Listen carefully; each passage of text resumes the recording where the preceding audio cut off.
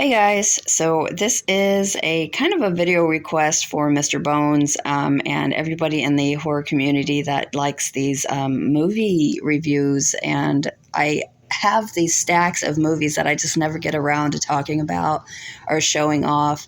So again, I am sick. I'm losing my voice a little bit, but I felt like doing another video. So we're just going to go through this stack here. And starting off with Martyrs. So I got this, I think I ordered this one off of eBay, if I'm not mistaken. It was used. Yeah, for whatever reason, I couldn't find a Blu-ray in this one. So I ended up having to get it on DVD. I wasn't really a fan of this movie. I hate saying that because I know it has such a big fan base. But I felt like it kind of drawn out too long, I guess. I don't know. It was a long movie. It could have been half that time. It took me about, I don't know, maybe 30 minutes to finally get into the movie. And then once I was into it, it just seemed like the stuff that started to even happen in the movie, also those scenes just drug out. It was just this, I don't know. I wasn't really a fan of it. I would have liked to have seen more of like maybe the backstories of all the girls that were on the wall of the pictures. If you know what I'm talking about, you know what I'm talking about. But anyway, I don't know. I'd probably give it like a 6 out of 10. I didn't think it was as disturbing or anything as people made it out to be. To me, it was kind of underwhelming. So sorry. I'm so sorry if that offends anybody. I don't mean it to, but it just wasn't my cup of tea. My God, Skinamarink. This is by far the worst movie I've ever seen in my life. How the hell this made it into anything is beyond me.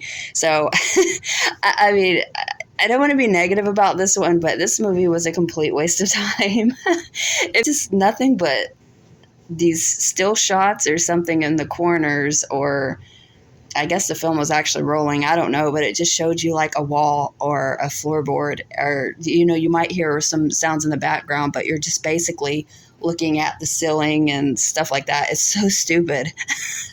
The worst movie ever. Do not waste your time on this one. God, this was bad. It was just horrible. I hated this one. 0 out of 10. Do not recommend this one at all. Horrible movie. Red State. Oh man, this is a personal favorite of mine. It took me a while to get my copy back. A long time ago, you know how it is. You end up selling some if you get tied up, you know, for money and stuff. And so I've had to restart my collection multiple times. But Red State was always one that I regretted getting rid of because it was a hard one to find again because it's out of print now. Anyway, I did find this for $7.99. Mine is used, but this never made it onto Blu-ray that I know of. It was kind of just stuck in DVD. Unfortunately, it's such a great movie though. So if you've not seen this one and you can find it, I would definitely recommend this one. I loved it. I don't know. I'd say it's probably like a 9 out of 10 for me. I love this movie. This one I found at the dollar store, believe it or not. I love these multi-freaking packs here. It just saves space. It looks like we have vampires, which it was a good movie. 30 Days of Night, which I loved. Fright Night, of course. And there's, Dracula and The Covenant. I don't like Covenant. I didn't like this one. The rest of them are good. I did not like this one, so it was just kind of actiony. So there's that one. I think I paid maybe $10 for it. This one. Oh my God. So many people recommended this movie, and I didn't like it at all. I can't believe it was like, yeah, look at this. The cast, Naomi Watts, Tim Roth. Just, I can't believe that these people were in this movie. The acting was good. It was just, I don't know. For some reason, this one just fell short for me. I don't know why. I'd give this one like a 4 out of 10. It just didn't meet the mark, in my opinion. And I really don't know why. It just wasn't my thing, I guess. Hard Candy. This is a good one.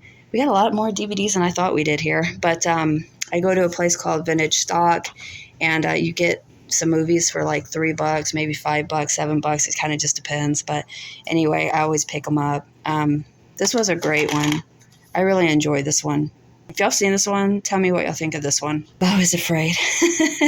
Jesus Christ, this movie was so freaking weird, you guys, and I loved it. But again, this movie was like 3 hours long. 3 hours long. It was insane. It's like damn Gilligan's Island 3-hour tour long. This thing just never was ending. I loved it. It was weird as hell, but God, it could have ended, you know, in an hour and a half. There was no reason why it needed to be 3 hours long.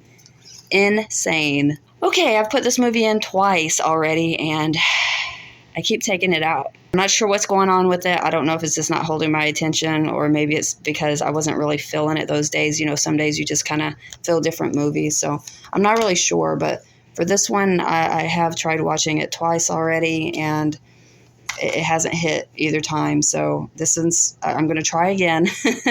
And it's not like it seems like it's a bad movie or anything. It's just for whatever reason, something either happens, it comes up or something, and my mind is distracted elsewhere, and I can't get into it. So I don't know. I really need to be dedicated to this one. I need to set this one aside. The Handmaid's Tale. Okay. So I picked this up at Big Lots, and I started this, I guess it was last week, and I have been binge watching this since then. I've already been ordering all the other ones. I'm on season 2, but I have season 3 as well, and season 4 and 5 are on their way. This is a great show so far, man. It's amazing. I love this. I haven't been this into a show. I can't even remember the last time. This one's a good one. Loved it. Talk to Me. Okay, so I've mentioned this a couple of times on the channel already. I loved this movie. This was one I really didn't plan to even watch, but I ended up going anyway as soon as I found out it was an A24 film. And, you know, I'm a fan of them, but I went and watched it in theater, and God, I was blown away by it. I loved this movie. It instantly made like a top for me. I know a lot of people didn't like this one, but man, I did. This was a solid 10. I loved it. A Haunting in Venice. I'm glad I didn't go see this one in theater. My daughter actually liked this one, and she made a comment because I couldn't, like, I was watching it with her, but I couldn't really stay with it. And she was like, it's a lot like Clue.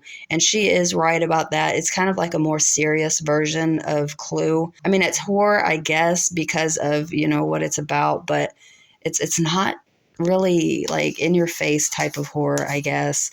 I don't know. For whatever reason, this one was just kind of slow. So you really do have to kind of stay focused with this one. I feel like it's more like a drama than it is a horror. Children of the Corn. This one didn't need to be made.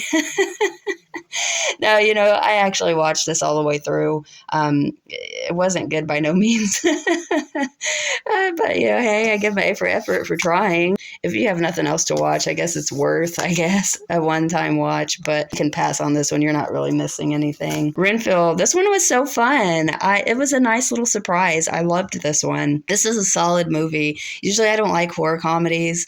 Because I usually like my horror to be serious, and I need to be like disturbed by it or scared by it, or, you know, just those kind of feelings when you're watching a horror movie. So when it kind of leads in to the comedy aspect of it, I typically it loses me. And this one was so fun. It was such a good one, though. I loved it. Totally one of my favorite freaking. I think this one and Transylvania 65000 are going to be my 2 favorite horror comedies. So this one was great. I would recommend this one any day. What do I really need to say about this one? It's a masterpiece, right? It's The Green Mile. Such a good movie. I love it. Mulholland Drive. I bought this because Bonnie Aarons is in it, and she's the woman that sticks her head around the corner. I don't know what is happening with this movie. I don't know. I guess I thought it was going to be more of horror, I guess, going into it, because really everybody talks about this movie. I kind of had high hopes for it, and like right away putting it on, you can kind of tell just by the cover here that it's like very glamorous. The shots are kind of weird. They're very like, it almost looks like a dream effect, or it's just the lighting, the panning of the camera, you know, is a lot of it is interesting, and I wasn't really expecting that. So I need to go into it a second time with more of an open mind, that I've kind of seen what it's like before I really just say that I wasn't really a fan of this movie. It's slow. I had to force myself to keep watching this one. And then about 30 minutes in, I started to get really focused, like I was into it.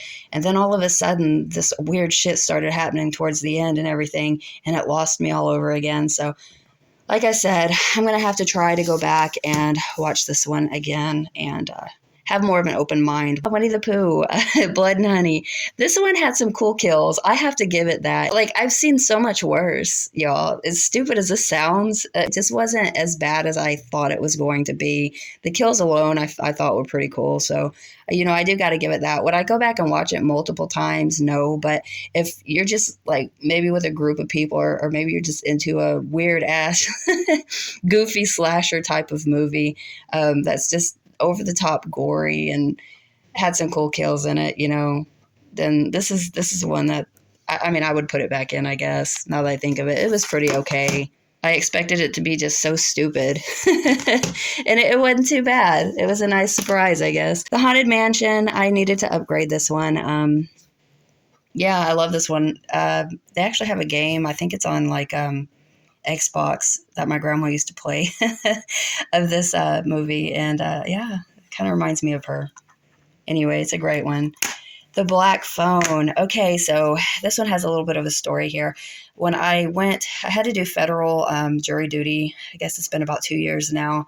And the case was a rough case. It actually messed with me for about 2 or 3 weeks.